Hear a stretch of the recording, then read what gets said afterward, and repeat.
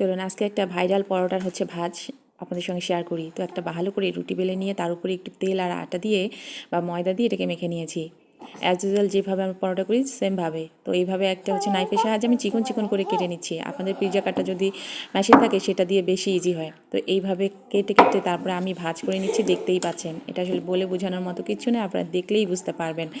তো এইভাবে আমি একটু টেনে টেনে লম্বা করে নিচ্ছি, তারপরে এই দিক দিয়ে রাউন্ড করছি, ওই দিক দিয়ে রাউন্ড করে এটার উপর দুটা উঠাই দিলে তারপরে আপনি বেলে নেন, দেখবেন অনেকগুলো লেয়ার ক্রিয়েট হয়, দারুণ লাগে। চলুন আজকে একটা ভাইরাল পরোটার ভাজ আপনাদের সঙ্গে শেয়ার করি। তো একটা ভালো করে রুটি বেলে নিয়ে তার উপরে একটু তেল আর আটা দিয়ে বা ময়দা দিয়ে এটাকে মেখে নিয়েছি। অ্যাজ ইউজুয়াল যেভাবে আমি পরোটা করি সেমভাবে। তো এইভাবে একটা নাইফের সাহায্যে আমি চিকন চিকন করে কেটে নিচ্ছি। আপনাদের পিৎজা কাটা যদি মেশিন থাকে সেটা দিয়ে বেশি ইজি হয়। তো এইভাবে কেটে কেটে তারপরে আমি ভাজ করে নিচ্ছি, দেখতেই পাচ্ছেন। এটা আসলে বলে বোঝানোর মতো কিছু না, আপনারা দেখলেই বুঝতে পারবেন। তো এইভাবে আমি একটু টেনে টেনে লম্বা করে নিচ্ছি, তারপরে এই দিক দিয়ে রাউন্ড করছি, ওই দিক দিয়ে রাউন্ড করে এটার উপর দুটা উঠাই দিলে তারপরে আপনি বেলে নেন, দেখবেন অনেকগুলো লেয়ার ক্রিয়েট হয়, দারুণ লাগে।